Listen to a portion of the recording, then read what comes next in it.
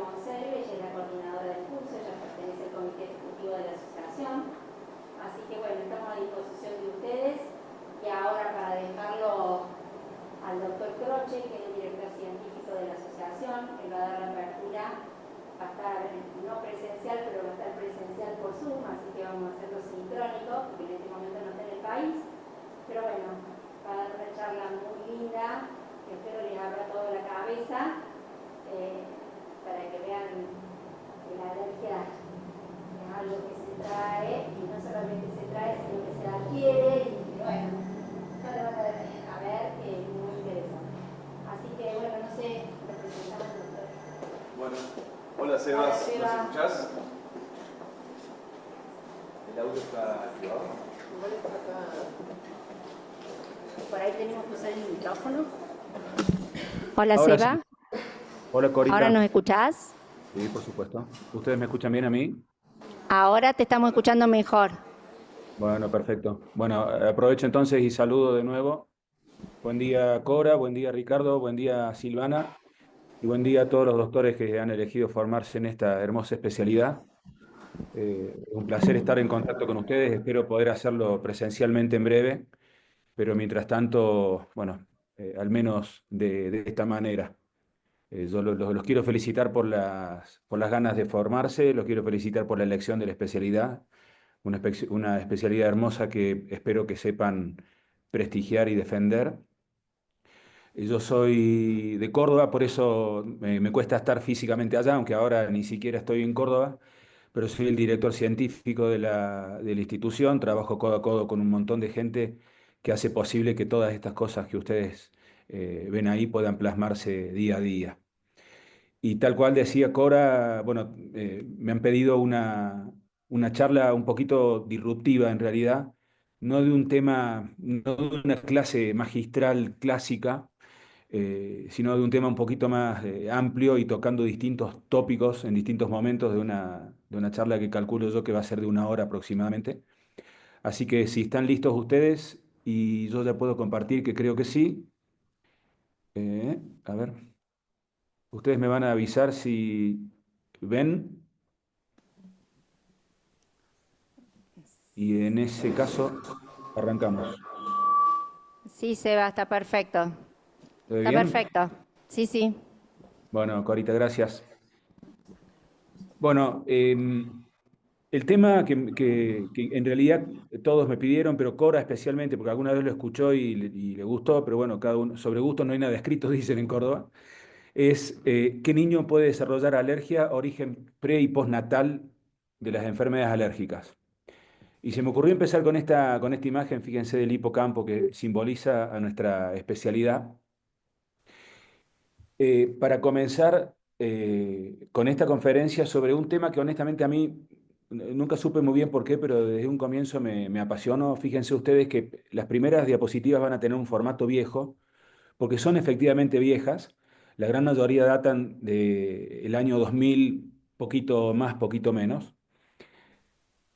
Y esta primera, y vamos a ir rápido en este comienzo, esta primera imagen muestra que algunas investigaciones en aquella época ya hablaban de que la unidad feto-placentaria es una estructura con un perfil típico T-helper 2. Y en buena hora que esto sea así, porque si sucediera lo contrario y la unidad feto-placentaria generara citoquinas tipo T-helper 1, muchísimos embarazos no llegarían a término por el efecto microabortivo del interferón gamma.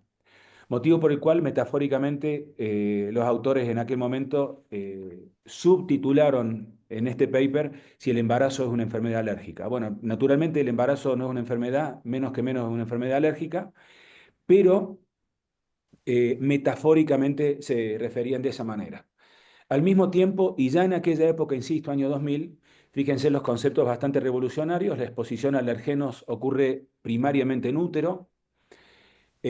Podría haber una reacción inmune antígeno específica antes del nacimiento, pero estos autores hacían la aclaración en su momento que esta exposición no debía llevar irremediablemente al niño a un perfil alérgico, pero probablemente sí predisponerlo. Y al mismo tiempo, insisto, año 2000, se comenzaba a hablar de una flora gastrointestinal adecuada para desarrollar o para no desarrollar enfermedades alérgicas, comentando que la vida fetal era una etapa crítica para el posterior desarrollo de enfermedades atópicas. Fíjense la actualidad de los conceptos hace 25 años. Otro concepto que imagino que ustedes ya manejan, pero si no, acá se los comento.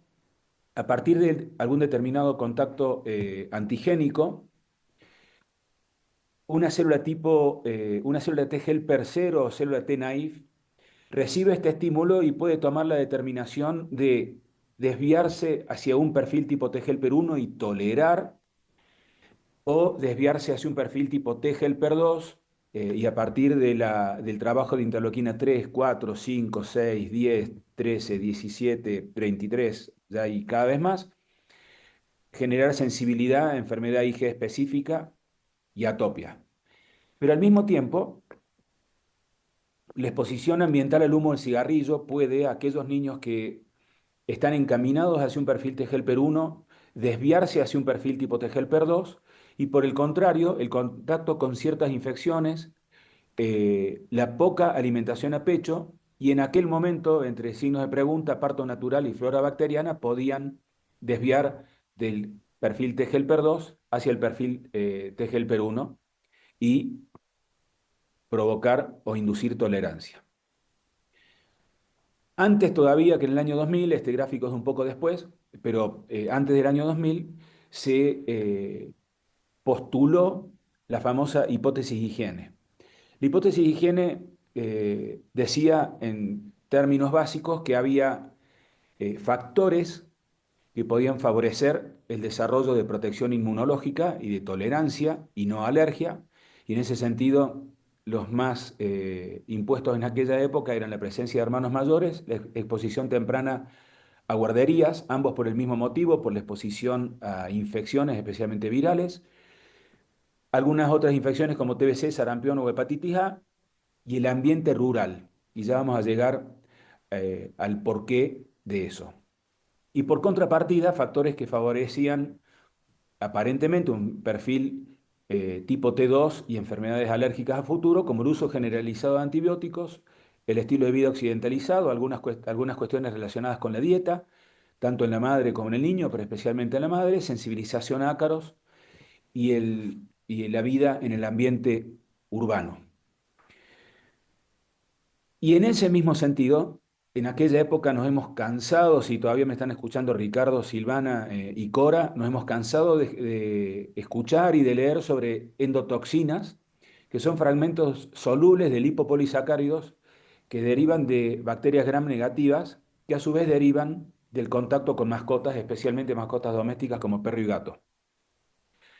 A partir de esa exposición, los niños pueden, según un trabajo de hace 23 años de Andrew Liu, a partir de esa exposición y en función del tiempo, del momento y de la dosis de exposición con esas endotoxinas, el paciente puede desarrollar tolerancia y no alergia, lo que ustedes ven arriba, y esto depende de que ese contacto sea previo al desarrollo de enfermedades alérgicas, con lo cual en ese momento las endotoxinas podrían prevenir, estimular un perfil T helper 1, y si el paciente ya se estableció en un perfil tipo T helper 2, el contacto más tardío con endotoxinas, como pueden ver abajo, puede predisponer a exacerbar y a terminar de establecer ese perfil alérgico en el niño. Al mismo tiempo y también en la misma época,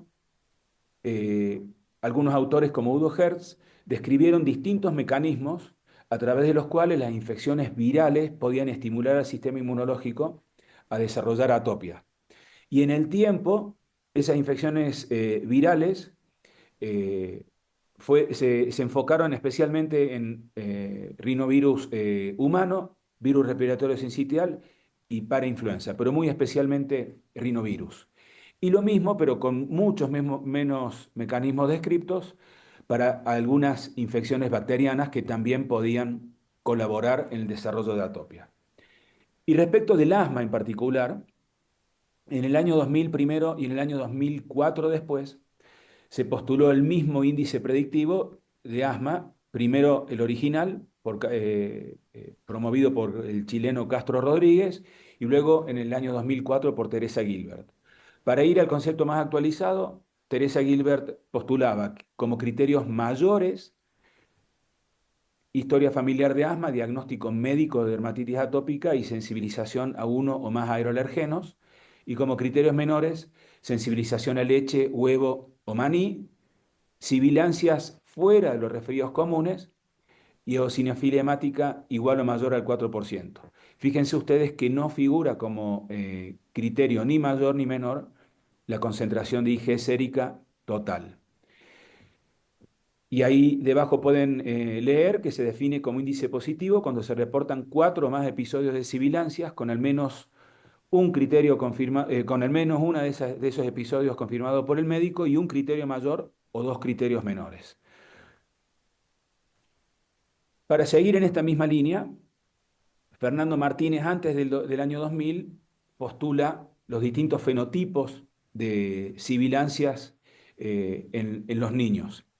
Y él habla de sibilantes precoces transitorios, que son aquellos niños que muy especialmente tienen, según él, una vía aérea más pequeña, muy relacionados con la prematurez, con exposición a hermanos y muy especialmente con la exposición temprana al humo del cigarrillo. En el tiempo dejarán de tener sibilancias. Los sibilantes no atópicos, que son aquellos que desencadenan sibilancias muy especialmente a partir de infecciones virales. Ahí figura el virus respiratorio sincitial, pero ahí deberíamos sumar hoy ya el rinovirus humano. Y el asma atópico, que es el perfil de sibilantes que en el tiempo va a persistir con sus síntomas.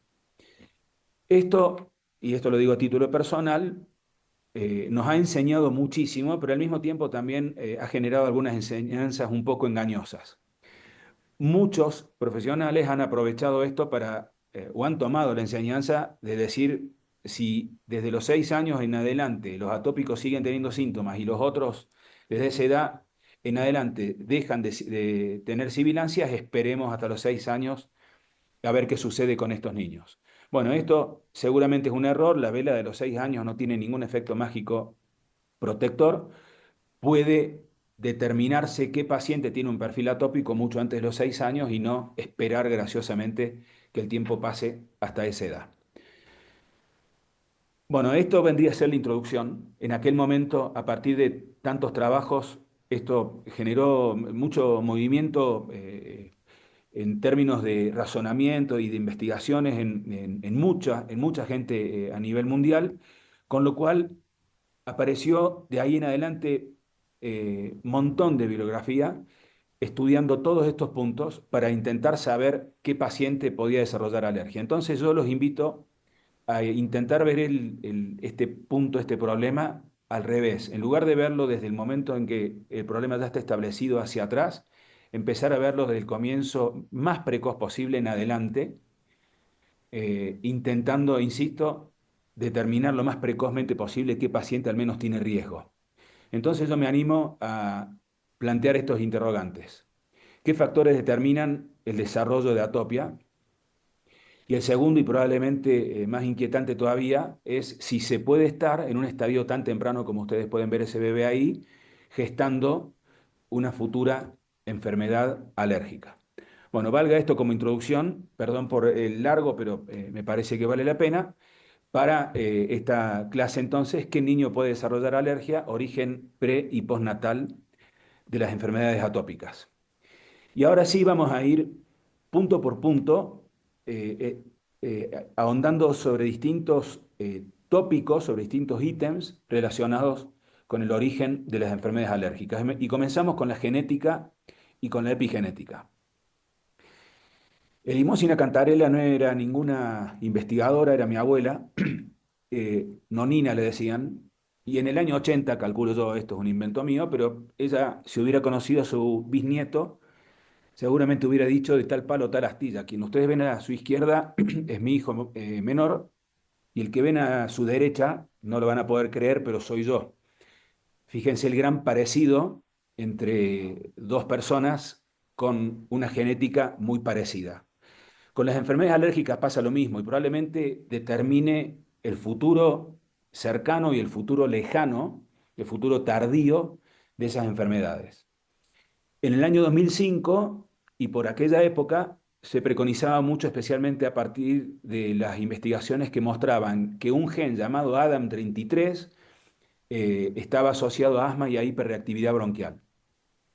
Pero en el tiempo es el listado de genes y de losigénicos relacionados con enfermedades alérgicas en general y con asma en particular se fue ampliando notablemente. Fíjense ustedes, y esto hace 6 años fue publicado, no he encontrado ninguna publicación algo más nueva con alguna descripción renovada y actualizada, pero fíjense la cantidad y el listado sigue por acá y sigue otro poquito más por acá, con lo cual hay un montón de genes hoy y de losigénicos que muestran que claramente hay una predisposición genética para desarrollar estas enfermedades alérgicas. Y algunos de estos genes son comunes para enfermedades alérgicas y para asma, lo cual abona una vez más la teoría, que ya no es teoría, de el asma como enfermedad alérgica y de las enfermedades alérgicas como enfermedades sistémicas. Este último concepto es ya un poquito más discutido, pero bueno, en el tiempo seguramente tendremos tiempo de conversarlo. ¿A qué nos referimos cuando hablamos de epigenética? La epigenética no es ni más ni menos que los cambios, si me permiten un segundito, ahí está, que los cambios, se refiere a los cambios que activan o inactivan genes, pero sin cambiar la secuencia del ADN. Y estos cambios se generan a partir de determinados factores ambientales, como la alimentación, por ejemplo, medicamentos, ejercicio, hábitos de vida. Los mecanismos a través de los cuales la epigenética va actuando son varios, pero los más importantes son la metilación de ADN y la modificación de histonas. Pero en el tiempo, esto se fue complementando con algunos otros conceptos. Y aparece el concepto hace algunos años, hace 20 años, a partir de un gran investigador que se llama Christopher Wilde, del exposoma, que no es ni más ni menos que el genoma con el agregado de aquellos agentes que pueden de manera externa o interna modificarlo. Entonces, aparecen factores externos como el clima, el ambiente rural o el ambiente urbano, que ya se los mencioné y que después vamos a volver, el estrés, factores socioeconómicos, la ocupación, la dieta, medicamentos, actividad física, y factores internos como metabólicos, por ejemplo, cuestiones hormonales y el microbioma. Con lo cual, el exposoma es una melange de agentes que pueden ir paulatinamente modificando el comportamiento de esa epigenética y con lo cual la predisposición para desarrollar enfermedades alérgicas. Otro punto en el que se ha insistido mucho relacionado con el origen de las enfermedades alérgicas es la disfunción de la barrera epitelial. Y esto ha sido inicialmente demostrado, ha sido inicialmente descrito para dermatitis atópica. Todos sabemos que todos sabemos hoy que la piel del paciente con dermatitis atópica no es una piel cualquiera, es una piel que tiene su arquitectura bastante alterada y es una piel en la que el epitelio no actúa solo como una barrera física, sino que es en el epitelio donde comienza la respuesta tipo T-helper 2 que al paciente le va a llevar a su perfil atópico. Esa piel del paciente con dermatitis atópica tiene una etapa presintomática, llámenle si quieren, una etapa en la que todavía los síntomas no han comenzado, a la que le sigue una etapa aguda, caracterizada por un prurito intensísimo a partir del contacto con alergenos o espontáneamente, activación de células T helper 0 y algunos detalles que vamos a ver después, y una etapa crónica en la que la piel ya empieza a tener una morfología distinta, una histopatología distinta, porque se genera el fenómeno de espongiosis, se genera la liquenificación y el perfil inflamatorio cambia y de T helper 2 pasa a T helper 1 y en algunos casos a T helper 17. Pero volviendo a la etapa aguda de la enfermedad y enfocándonos en el perfil inflamatorio de esa dermatitis atópica, juegan un rol muy importante en el desarrollo y en la progresión hacia un perfil T2, la linfopoyetina del estroma tímico, hoy tan en boga por algunas moléculas para tratamiento de algunas patologías alérgicas, moléculas nuevas, e interleuquina 4, con la posterior aparición de interleuquina 13 y de la interleuquina 5. Recuerden la 4 y la 13 porque son importantes para lo que viene en unos segundos. En esa etapa crónica, en esa etapa aguda, perdón, esa barrera física de la piel alterada juega un rol clave y ese rol clave radica en un déficit de filagrina y de profilagrina que hace que la piel del paciente con eczema no sea una piel normal, que sea una piel con una arquitectura muy alterada que predispone al paciente a la exposición a alergenos y a irritantes que van a contribuir, entre otras cosas, a la exacerbación de su enfermedad, de la dermatitis atópica. Y recién le decía, recuerden interleuquina 4 e interleuquina 13, ambas interleuquinas disminuyen la expresión de filagrina, disminuyen la producción de defensinas y al mismo tiempo aumentan la síntesis de quimioquinas, de IgE, y aumentan la respuesta a T-helper-2. Con lo cual probablemente en estas dos interleuquinas, entre otras, radique el origen de la inflamación crónica y persistente que en la dermatitis atópica existe en particular y que en las enfermedades alérgicas en general también todos vemos. Hace algunos años, pero mucho más cerca en el tiempo, en el año 2014, se publicó este review sobre dermatitis atópica en el que se hacía hincapié en las dos teorías hoy más postuladas. La teoría de adentro hacia afuera, que en realidad postula que prevalece una respuesta inmune polarizada por sobre la barrera epitelial permeable en el paciente atópico, y la teoría de afuera hacia adentro en la que prevalece la barrera epitelial permeable por sobre la respuesta inmune polarizada. Lo que hoy sabemos y la posición que hoy actualmente la ciencia toma es que estamos en un equilibrio, que ambos fenómenos coexisten y que ambos fenómenos son corresponsables de la dermatitis atópica en el paciente, la respuesta inmune polarizada y la barrera epitelial permeable. Pero esto de una barrera permeable aparentemente no es patrimonio exclusivo de la dermatitis atópica, sino que también en el epitelio bronquial y en la mucosa nasal tienen responsabilidad como defectos en esos órganos diana en la génesis de algunas otras enfermedades alérgicas, como por ejemplo en el asma.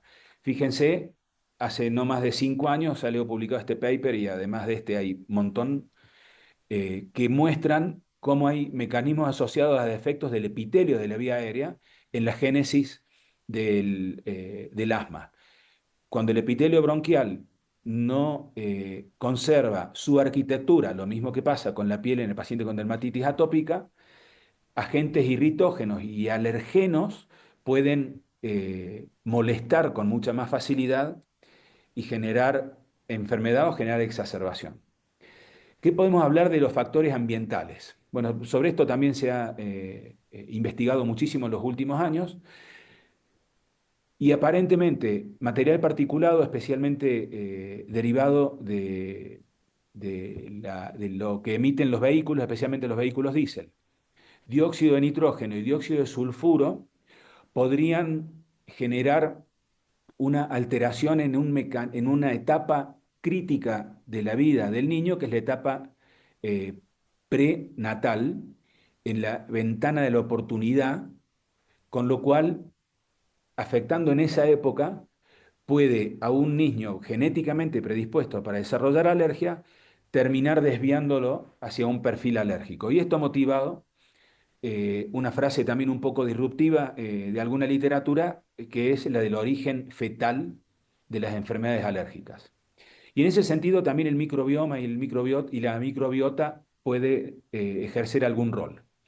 Primero vamos a definirlos para poder ver de qué hablamos cuando hablamos de cada cosa. El microbioma es una comunidad microbiana característica que ocupa un determinado hábitat. no solo se refiere a los microorganismos implicados, sino que también abarca su teatro de actividad, es decir, un determinado rol.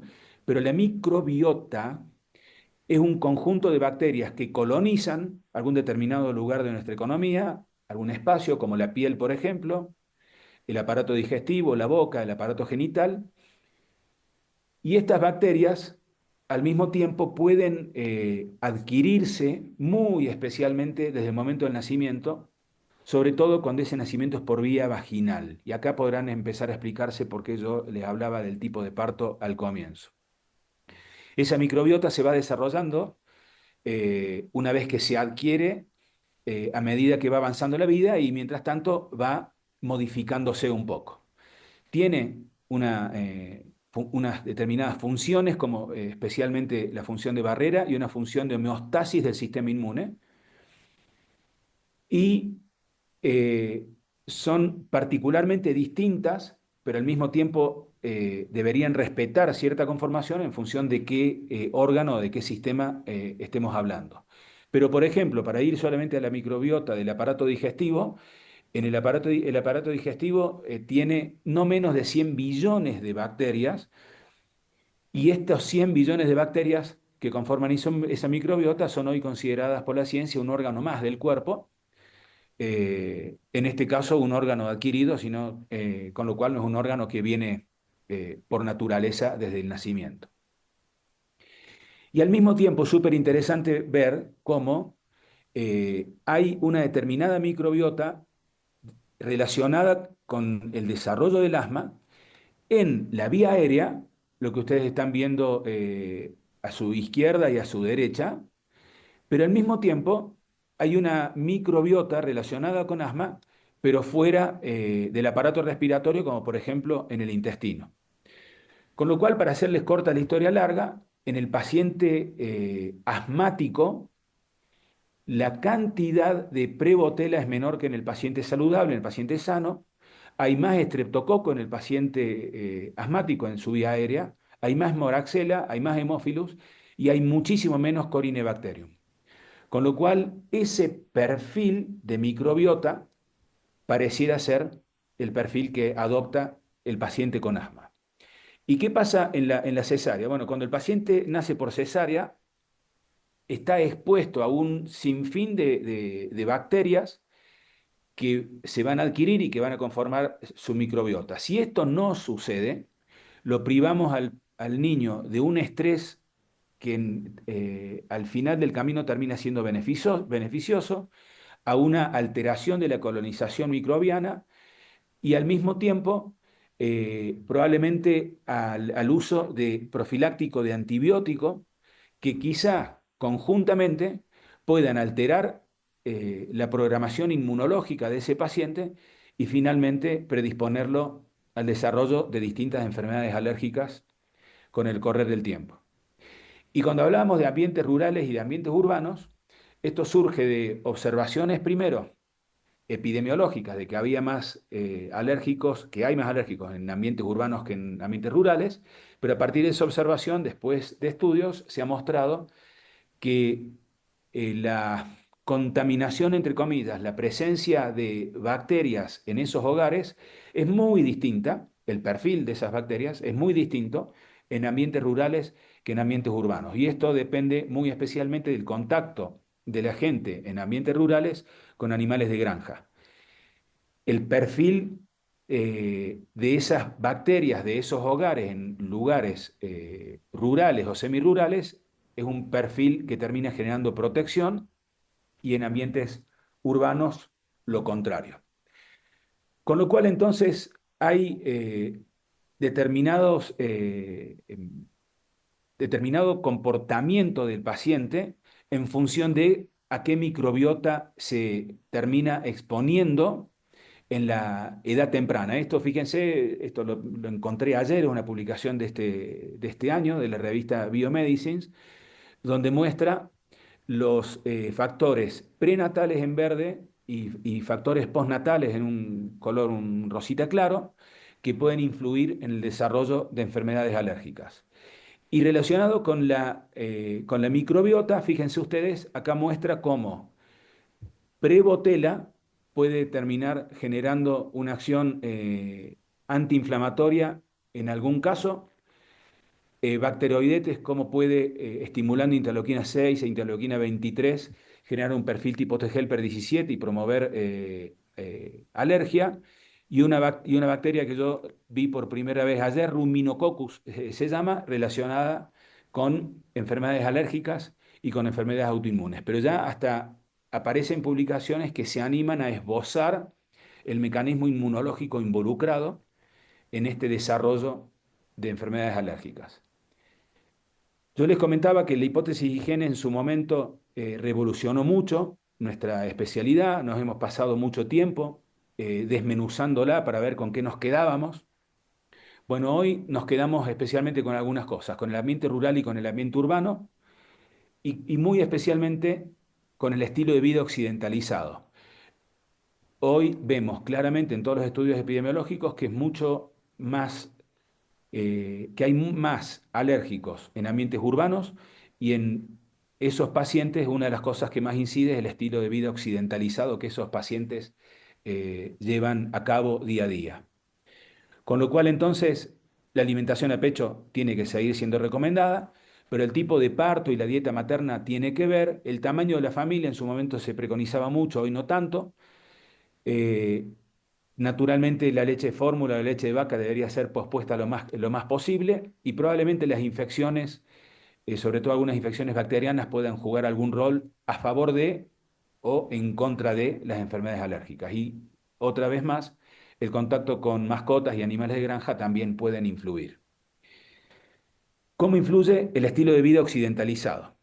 Bueno, lo que hoy se dice es que la falta de actividad física, el hecho de que los niños pasen mucho tiempo en el interior de las viviendas y una dieta pobre en fibras y rica en grasas saturadas, pueden generar una cierta diversidad del microbioma, especialmente en el intestino y en la piel, lo cual genera la hoy llamada hipótesis de la biodiversidad, que en términos simples es una disbiosis del microbioma intestinal, muy especialmente por la sobreexpresión de Clostridia en estos pacientes.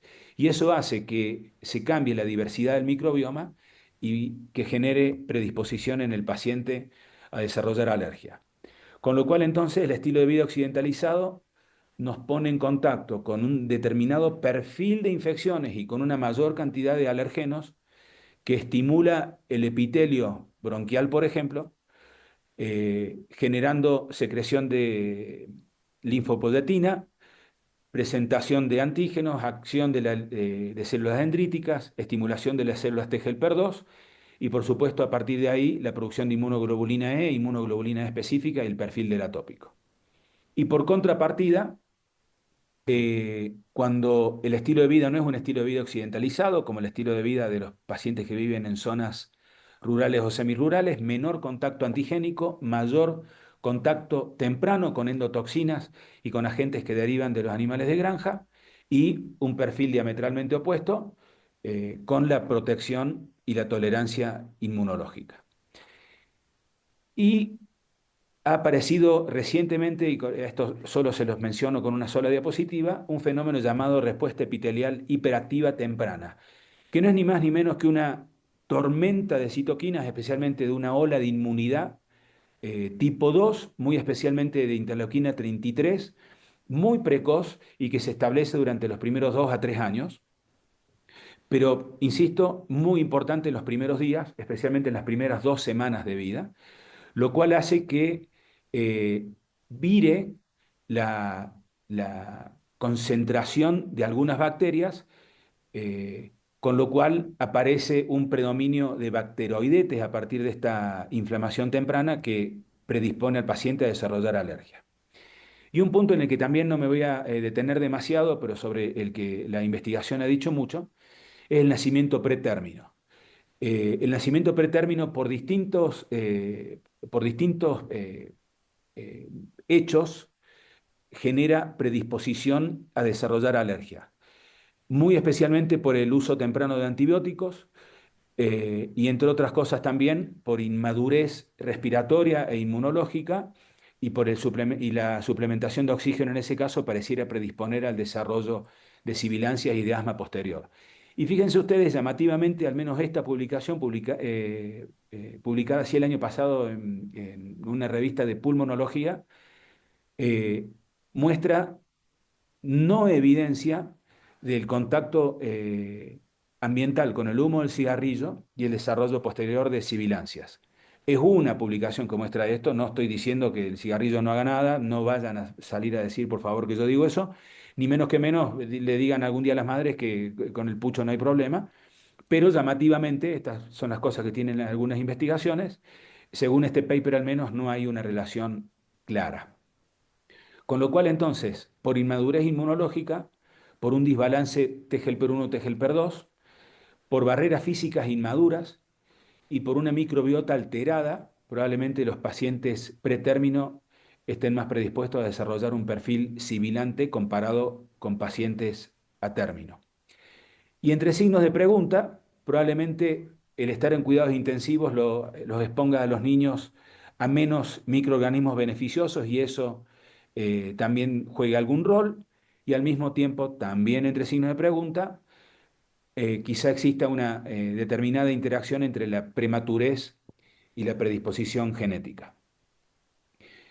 ¿Qué influencia juega la infección viral? Bueno, respecto a las infecciones virales se ha investigado muchísimo, pero voy a tratar de ser sintético en esto. A partir de un lactante sano y con posteriores infecciones virales, muy especialmente para influenza y virus respiratorio sincitial, puede haber sibilancia recurrente. Esto está tomado de una publicación del 2000, con lo cual van a ver por qué les hago esta aclaración. Después vamos a compartir alguna bibliografía que agrega algunas cosas distintas. Ahora, a partir de esas sibilancias recurrentes, probablemente el paciente termine resolviendo su problema y en ese sentido quizá podamos ponerlo dentro de los fenotipos de los sibilantes transitorios de Fernando Martínez. Pero hay otros pacientes en los que a partir de esas sibilancias recurrentes se establece un perfil atópico y en esos niños termine estableciéndose la enfermedad del asma y a partir de esa enfermedad ya establecida, el contacto repetido con rinovirus, que ustedes saben que tienen un montón de cepas, aproximadamente unas 140, sumando los 3 grupos de cepas conocidos, exacerbaciones nuevas de su patología ya existente.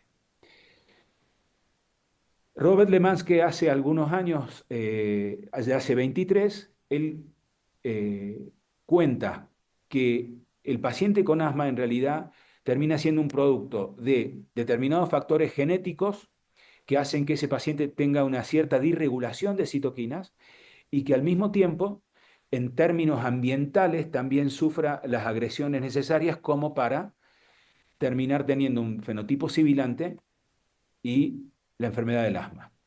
Ahora, si a muchas de estas infecciones, especialmente rinovirus, respiratorio sincitial, están expuestos la gran mayoría de los niños, ¿por qué algunos niños generan enfermedad tipo T-helper 2 y asma en particular y por qué algunos otros no?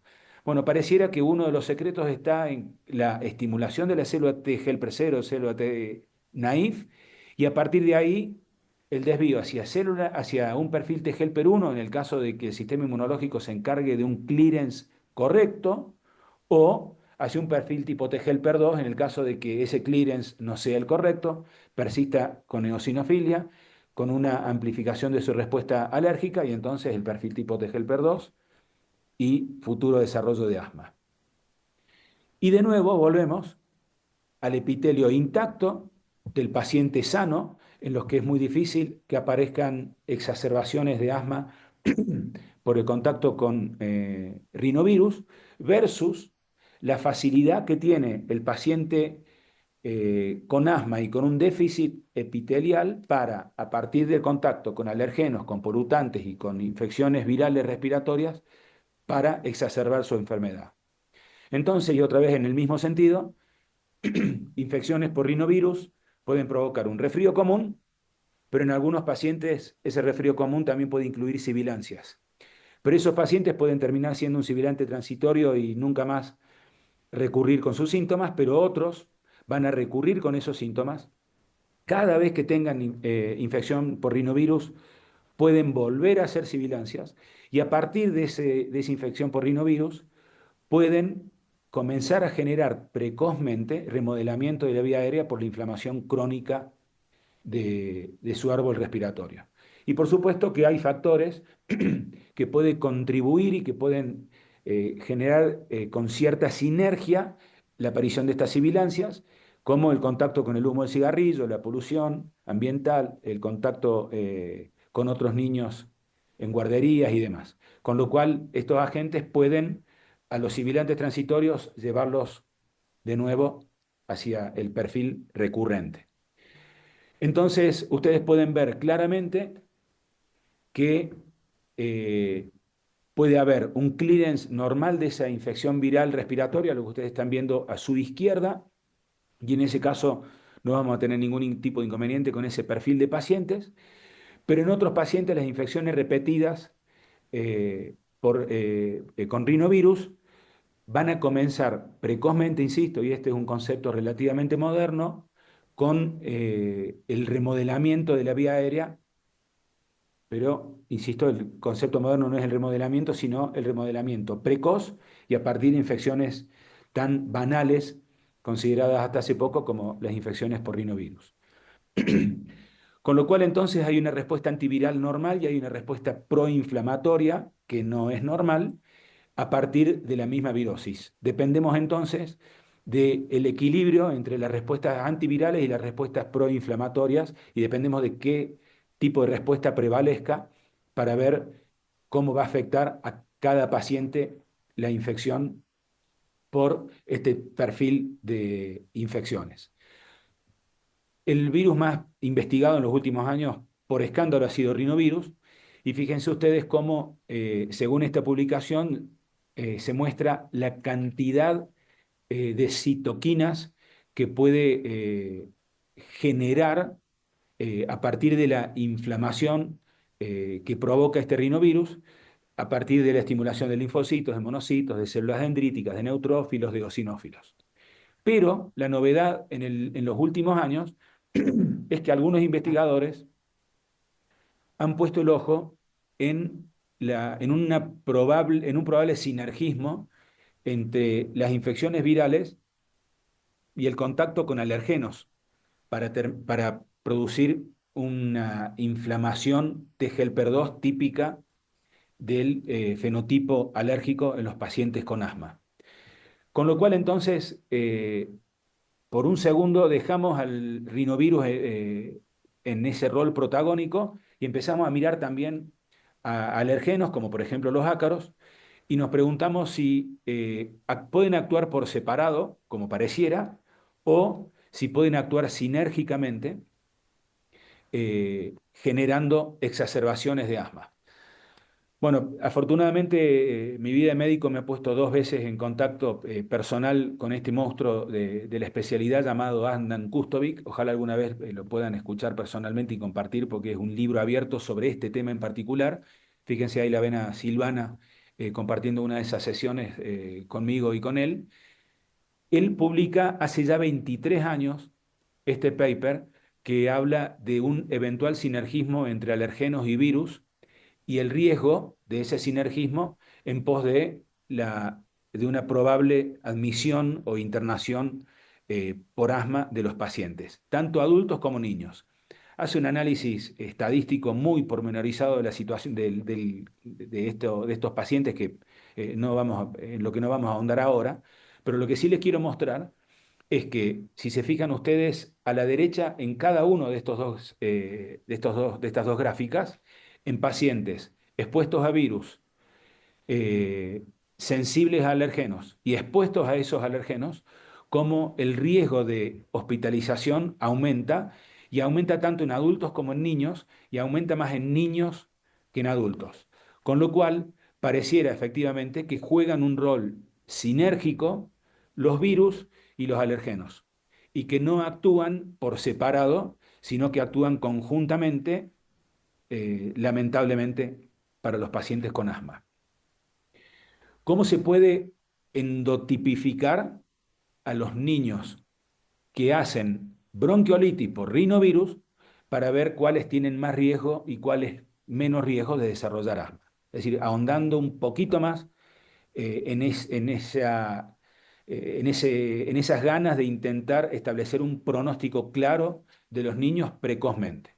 Bueno, los niños que han tenido bronquiolitis y caracterizados por uso de antibiótico, eosinofilia, sensibilización IgE específica, infección por rinovirus, pero no por cualquiera, sino por infección por rinovirus del grupo C. Ustedes saben que hay tres tipos de cepas, A, B y C.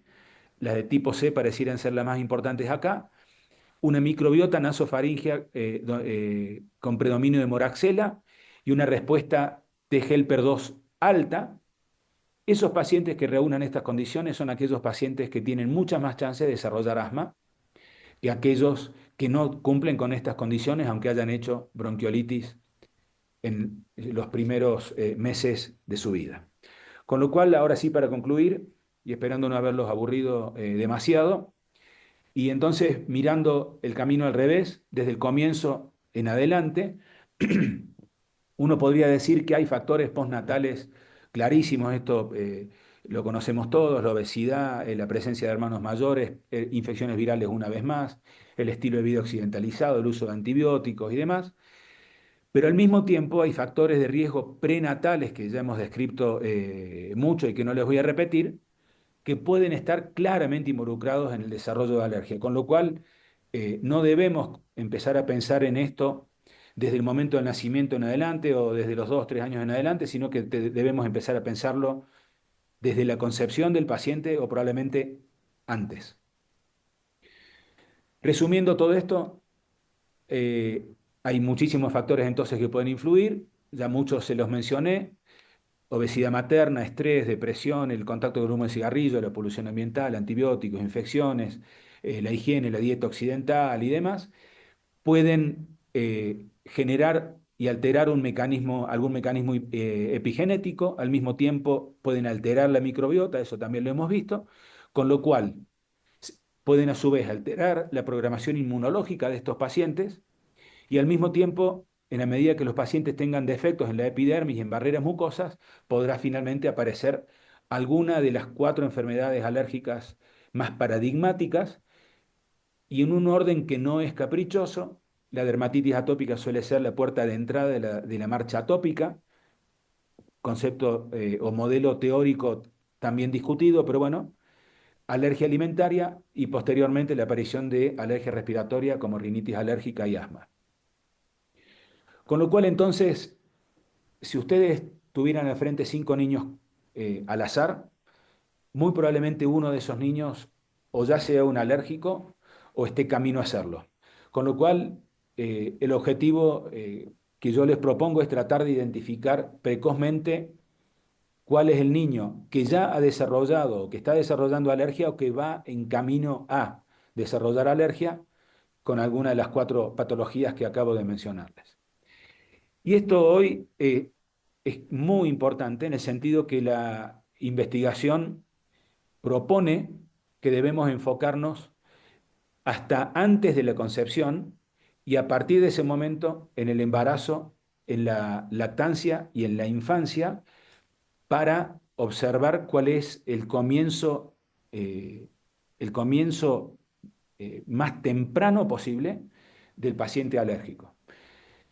Si no hacemos esto, lamentablemente los pacientes van a seguir viendo cómo el tiempo pasa y su enfermedad avanza. Y en ese caso, probablemente estemos subestimando el dinamismo de la enfermedad y el comienzo, ahora podemos ver claramente temprano que estas enfermedades tienen. Entonces, creo yo que tenemos que dejar de ver la situación por el espejo retrovisor del auto y ver para atrás todo el tiempo, sino que tenemos que mirar hacia adelante, entre otras cosas teniendo en cuenta estos pocos datos para ir terminando. Si hoy ustedes entran a PubMed, o al menos esto yo lo hice hace unos 3 o 4 días, y buscan prevención de alergia, van a encontrar 71.484 papers. Y si buscan fisiopatogenia o patogénesis de enfermedades alérgicas, van a encontrar 345.856 investigaciones. Con lo cual, la ciencia avanza muchísimo en esto, pero al mismo tiempo la prevalencia de las enfermedades alérgicas sigue en aumento. Hoy en Argentina el 9% de los pacientes pediátricos tiene asma, el 23% tiene rinitis alérgica y cerca de un 6% tiene dermatitis atópica. Con lo cual, evidentemente, algo no estamos viendo, algo estamos haciendo mal o algo no estamos haciendo, con lo cual, o la enfermedad se nos ríe en la cara, pero algo pasa, investigamos mucho, hay cada vez más alérgicos y seguimos sin saber cómo abordarlos. Con lo cual los dejo finalmente con una frase que a mí particularmente me pareció inquietante y creo que es lo que a Cora en su momento también le impactó, que es que los primeros 1000 días de vida del niño, desde la concepción hasta los 2 años, son cruciales en el desarrollo del sistema inmunológico.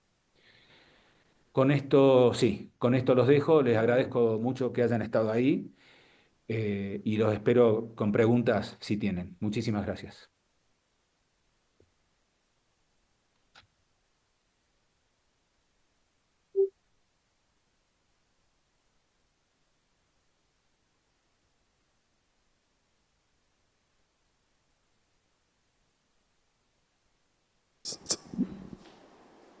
Bueno, ¿los aburrí mucho? Allá veo una manito levantada. Hola Seba, buen día, soy Héctor Badelino, ¿cómo estás? Hola Héctor, te Una reconocí la voz. alegría, una alegría verte. Muchas gracias por la charla, estuvo muy inspiradora y muy buena. Gracias. Solamente quiero hacer un aporte con respecto al tema de la prevalencia de las enfermedades alérgicas en la Argentina, en los adolescentes, en el estudio GAN en el centro de San Francisco, que es el que yo hice. En el estudio ISAC, la prevalencia de las enfermedades de asma, concretamente en adolescentes, fue de un 13%, y en el estudio GAN, hace pocos años, esa prevalencia subió al 21%. Entonces, las enfermedades alérgicas, lo mismo pasa con la rinoconjuntivitis, también aumentaron exponencialmente en estos últimos tiempos. Y con respecto a lo que hablaste de factores de protección y vida en el ambiente rural, cuando estudiamos eso ya hace unos cuantos años, vimos que lo que protegía del ambiente rural era solamente el contacto con vacas, no con otros animales. Y contrariamente a lo que por ahí se dice, que en aquellos campos donde hay cosechas y glifosato y todos estos agroquímicos, podría ser un factor de riesgo, nosotros no encontramos ninguna vinculación entre los campos agrícolas y con uso de agroquímicos y los chicos con asma ni con rinitis. Y con respecto a los factores de riesgo, en este último estudio vimos que la alimentación sí tenía una vinculación notable en los adolescentes, el consumo de fast food, de alimentos chatarra, notablemente aumentaba la prevalencia de asma, y también el uso de pantallas. Aquellos chicos que estaban más de 3 horas por día adelante de una pantalla tenía el doble de prevalencia de asma que aquel que tenía menos de 3 horas. Entonces, bueno, eso simplemente quería hacer un pequeño aporte. Bárbaro, gracias, Héctor. No, no, no es ningún importe pequeño, es enorme. Ahora, es claro que en toda la investigación moderna, que el estilo de vida occidentalizado y esto que vos decís de las pantallas tiene mucho que ver con eso, eh, genera a ver, predispone al desarrollo de enfermedades alérgicas. Y esto está íntimamente emparentado con algunas otras cosas que yo hoy por cuestiones de tiempo y para no aburrirlos tanto no podía incluir. Pero el encierro y el estilo de vida occidentalizado genera mucho sedentarismo, el sedentarismo genera mucho sobrepeso y el sobrepeso también es un factor íntimamente relacionado con esto. Y eso también comenzó como una observación muy simple. Yo siempre digo que los viejos alergistas, yo lo he visto a mi padre retar a los pacientes con sobrepeso y a los padres un montón. Yo siempre le decía, no lo retes tanto porque algún día alguno se va a enojar con vos, pero en el tiempo, esa observación que él y que un montón de gente tenía, y que era solamente una observación, lo que hoy en medicina se llama asociación, dos fenómenos que conviven en un determinado individuo, pero sin una conexión fisiopatogénica establecida o demostrada. Bueno, hoy esos mecanismos están claramente establecidos. Seguramente ustedes, doctores, van a tener alguna clase en algún momento sobre esa relación y si no, en algún momento lo podemos conversar. pero el sobrepeso también tiene mucho que ver y está relacionado con este sedentarismo y con el estilo de vida occidentalizado que habla muy bien el doctor Badelino. En ciudades como la tuya, Héctor, que no es una ciudad, no es un ambiente rural ni semirural, pero está mucho más cerca de ser una ciudad chica que de ser una gran urbe como Buenos Aires, como Córdoba. Bueno, naturalmente la gente que vive más en la periferia está más protegida que el resto.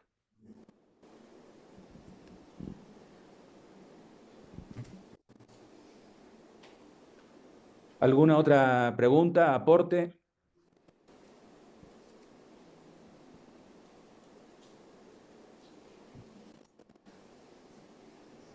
Una pregunta, Seba.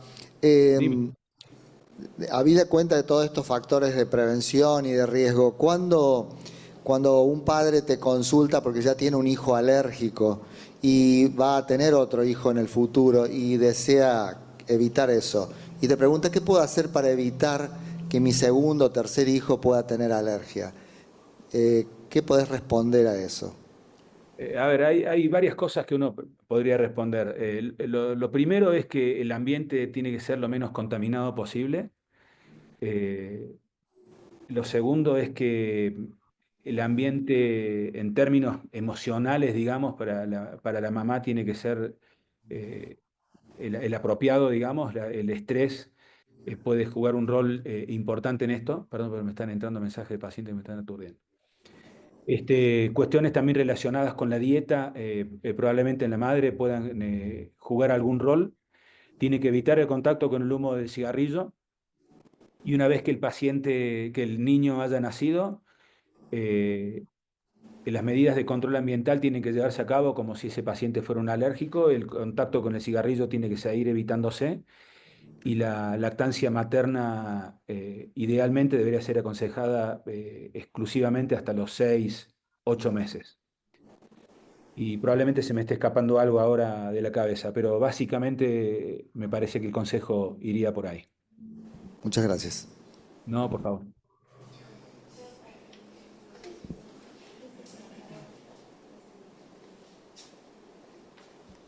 Hola, doctor. Gracias por la charla. Yo lo que quería consultar si, aunque sea de manera dentro de alguna investigación, hay algún lugar para hacer determinación de microbiota. Es un tema que me interesa mucho. Sé que es bastante costoso. Una vez averigüé con un bioquímico, me dijo que estaba alrededor de los 100 euros una medición que sirva, porque si no en la práctica uno está trabajando siempre como ciego. Por ahí si tiene una disbiosis con aumento de las cándidas, uno puede inferir que, bueno, que no está bien la microbiota del paciente. Es algo muy interesante, pero es difícil por ahí llevarlo a la práctica y, no sé, uno lo puede inferir desde el tipo de alimentación que tiene la persona, pero por ahí nos faltan herramientas para medir eso y, bueno, empezar a comparar a los pacientes, por lo menos acá en nuestro país. Mira, yo me hago la misma pregunta y gracias por preguntarlo. Y buen día. Al menos en mi medio, yo trabajo en Córdoba, vivo en Córdoba, que yo conozca, no hay nadie que haga este Todavía. tipo de determinaciones. Probablemente en Buenos Aires algún centro como el que vos comentás pueda hacerlo y en ese caso es razonable que habiendo poco sea bastante onerosa la práctica. Ujú. Pero a mí me parece que esto de la microbiota es un tema extremadamente interesante, es un tema en el que probablemente quede mucho todavía por conocer, pero como pasa muy comúnmente en la ciencia, hay muchos temas que inicialmente en términos teóricos nos ayudan mucho a entender cómo funcionan las enfermedades, pero suele pasar un tiempo desde que lo entendemos y de que en términos teóricos lo comprendemos hasta que lo podemos llevar a la práctica de todos los días para el bien del paciente. Me parece que estamos en ese Claro. transitar. Quizá en pocos años sea mucho más fácil determinarlo y en ese caso podamos respondernos con más claridad a esta pregunta que vos hacés, porque en términos pronósticos sería súper interesante tener ese dato precozmente. Pero mientras tanto hay cosas que nosotros podemos seguir y que al mismo tiempo pueden tener mucho valor. La eosinofilia precoz en los niños es un indicio. La inmunoglobulina E elevada entre los 8 y los 11 meses es un indicio. La bronquiolitis por rinovirus de tipo C es un indicio y ahí ya no estamos en cosas tan difíciles de determinar. Si hay genética familiar de enfermedades alérgicas, ni hablar. Con lo cual, por ahora, no contamos tan a la mano con estas mediciones y estudios de la microbiota del paciente, pero sí con algunos otros datos que nos pueden ayudar y mucho. Muchas gracias. Por favor, por nada. A vos.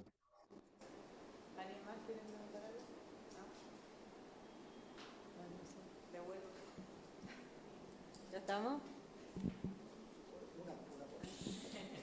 Que las determinaciones individuales de microbiota hasta ahora no han demostrado tener utilidad a la hora de un tratamiento ni de un diagnóstico, porque recordemos que la microbiota es móvil y hoy puede tener una el paciente y en unos días cambia su circunstancia y cambia su microbiota. Sirven más bien para poblaciones o grandes determinaciones que puedan verse alguna tendencia a la presencia, como mostró el doctor Croce, o ausencia de algunas bacterias pueden dar algún resultado clínico. Pero determinaciones individuales no han demostrado tener utilidad. Hola, buen día. Gracias por la exposición. En relación a lo que estamos charlando, en realidad, considerando a todas aquellas personas que tienen, los adultos que ya están diagnosticados como alérgicos atópicos o los niños que tienen un montón de factores de riesgo que sabemos que probablemente vayan a desarrollar alergia, mi duda en todo este tema, también me interesa un montón el microbioma y la microbiota, es si realmente, porque la verdad no tengo experiencia, ¿está recomendado o avalado la administración profiláctica de probióticos en esos casos? ¿O no? Y en caso de que sí, porque sé que hay muchos preparados magistrales comerciales que lo que tienen son por ahí combinaciones de probióticos y prebióticos, ¿cuáles y por qué? Un montón, pero amplísima la pregunta. No hay problema. Se supone, a ver, hay bibliografía a favor y en contra, pero hay bastante bibliografía a favor del uso de probióticos buscando corregir esa microbiota si es que efectivamente está alterada, tratando de prevenir el desarrollo de enfermedades alérgicas. No conozco bibliografía que haya mostrado eficacia de esa búsqueda de prevención con la administración de probióticos. Y en ese sentido entiendo que lo más estudiado es la administración del Lactobacillus, si yo no estoy equivocado. Pero es muy atinada tu pregunta y probablemente, de nuevo, lo que yo decía recién, en el tiempo tengamos una respuesta un poquito más categórica en ese sentido. Pero ya hay líneas de investigación que van por ahí buscando intentar prevenir el desarrollo de alergia en pacientes predispuestos, intentando modificar su microbiota, sí. Gracias. No por nada.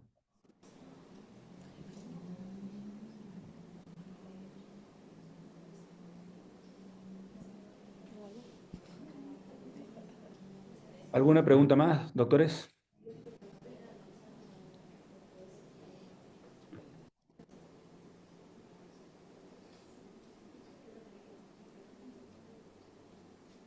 Bueno, si no hay más preguntas, yo les agradezco muchísimo que hayan estado ahí prestándome atención. Espero que les haya servido. Quedo a su disposición si algo necesitan, lo que fuere, bibliografía, que en algún momento ahondemos sobre algún otro tema. Lo que ustedes quieran, estoy a disposición de ustedes. ¿Estamos? Les agradezco mucho la atención. Les mando un fuerte abrazo a todos.